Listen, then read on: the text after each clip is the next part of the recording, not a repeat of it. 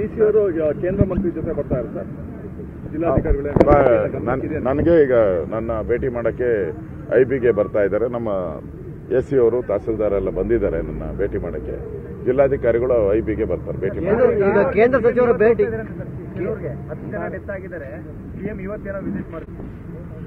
ಇಲ್ಲ. ನಾನು ವಿಧಾನಸಭೆಯಲ್ಲೇ ಅದಕ್ಕೆ ಪರಿಹಾರ ಕೊಡಬೇಕು ಅಂತ ಹೇಳಿದ್ದೀನಿ. 5 ಲಕ್ಷ ರೂಪಾಯಿನ ಪರಿಹಾರ ಕೊಡ್ತೀನಿ ಅಂತ ಹೇಳಿದ್ದಾರೆ ವಿಧಾನಸಭೆಯಲ್ಲಿ. ಉಳಿದಂತವ್ರಿಗೂ ಅದೇ ರೀತಿ ಕೊಡಬೇಕು ಪರಿಹಾರ. ಕೇಂದ್ರ ಸಚಿವರು ಭೇಟಿನ ಉಪಮುಖ್ಯಮಂತ್ರಿ ಹೇಳಿದ್ದಾರೆ ಸರ್, ಇದರಿಂದ ಪ್ರಯೋಜನ ಆಗಲ್ಲ ಅನ್ನೋ ರೀತಿಯಲ್ಲಿ ಹೇಳಿದ್ದಾರೆ. ಈಗ ಡಿ ಕೆ ಶಿವಕುಮಾರ್ ಬಂದ್ರೆ ಪ್ರಯೋಜನ ಆಗ್ತೈತೆ ಅಂದ್ರೆ ಅವ್ರ ಮನೆ ಬಿಟ್ಟು ಬರಬೇಕಲ್ಲ. ಈಗ ಅವರೂ ಬರಲ್ಲ, ಕೇಂದ್ರ ಸಚಿವರು ಬಂದ್ರೆ ನೀವೇನು ಪರಿಹಾರ ಸಿಗಲ್ಲ ಅಂತೀರ. ಮತ್ತೆ ನೀವಾದ್ರೂ ಬನ್ನಿ, ನಿಮ್ಗೆ ಯೋಗ್ಯತೆ ಇಲ್ವಾ ಬರಕ್ಕೆ? ಬರಬೇಕಲ್ಲ ನೀವು ಬಂದ್ಬಿಟ್ಟು ಬೇರೆಯವ್ರಿಗೆ ಬುದ್ಧಿವಾದ ಹೇಳ್ಬೇಕು. ನೋಡಿ ನಾನು ಬಂದೆ, ಇಷ್ಟು ಪರಿಹಾರ ಕೊಟ್ಟೆ, ಕೇಂದ್ರ ಸಚಿವರು ಆಗಿಲ್ಲ ಅಂತ. ಇದೆಲ್ಲ ಪರಿಹಾರ ಕೊಡ್ತಾ ಇರೋದು ಯಾರು? ಕೇಂದ್ರ ಸರ್ಕಾರದ ಹಣ ಇದು, NDRF ಹಣ ಕೊಡ್ತಾ ಇರೋದು.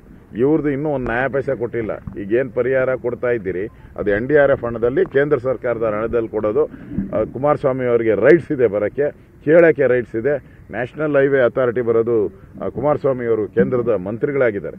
ಅದರಿಂದ ಅವ್ರು ಬಂದ ತಕ್ಷಣ ಅಧಿಕಾರಿಗಳು ಬರ್ತಾರೆ. ರೋಡು ಎಲ್ಲೆಲ್ಲಿ ಡ್ಯಾಮೇಜ್ ಆಗಿದೆ ಅದೆಲ್ಲ ಮಾಡುವಂಥದ್ದು ಕೇಂದ್ರ ಸರ್ಕಾರಕ್ಕೆ. ಅದಕ್ಕೆ ಕುಮಾರಸ್ವಾಮಿಗೆ ರೈಟ್ಸ್ ಇದೆ. ಇದೊಂದು ಒಕ್ಕೂಟದ ವ್ಯವಸ್ಥೆಯಲ್ಲಿ ಇದ್ದೀರಿ.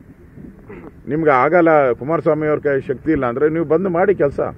ಕುಮಾರಸ್ವಾಮಿ ಅವರು ಓಡಾಡ್ತಾ ಇದ್ದಾರಲ್ಲ, ಇಷ್ಟು ದೇಶ ಎಲ್ಲ ಸುತ್ತಬೇಕು ಅಂಥದ್ರ ಮಧ್ಯೆ ಕರ್ನಾಟಕಕ್ಕೆ ಆದ್ಯತೆ ಕೊಟ್ಟು ಬರ್ತಾ ಇದ್ದಾರೆ.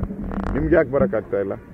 ಸರ್, ಕೃಷಿ ಸಚಿವರು ಹೇಳ್ತಾರೆ ವಿಪಕ್ಷ ನಾಯಕರು ಇದಾರ, ಯಾರು ವಿಪಕ್ಷ ನಾಯಕರು?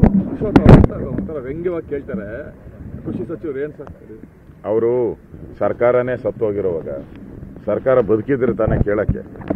ಸರ್ಕಾರನೇ ಸತ್ತೋಗಿದೆ, ಗೊತ್ತಿದೆಯಲ್ಲ, ನೋಡ್ತಾ ಇದ್ದೀರಲ್ಲ, ಸ್ಕ್ಯಾಂಡಲ್ಗಳಲ್ಲಿ ಮುಳುಗಿ ಉತ್ತರ ಕೊಡೋಕ್ಕಾಗ್ತಾ ತಪ್ಪಿಸ್ಕೊಂಡು ಓಡುತ್ತಾ ಇದ್ದಾರೆ.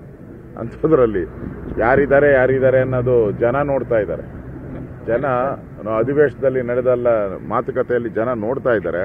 ಅದಕ್ಕೆ ಸರ್ಕಾರ ಬದುಕಿದೆ ಅಂತ ತೋರಿಸ್ಲಿ ಫಸ್ಟು.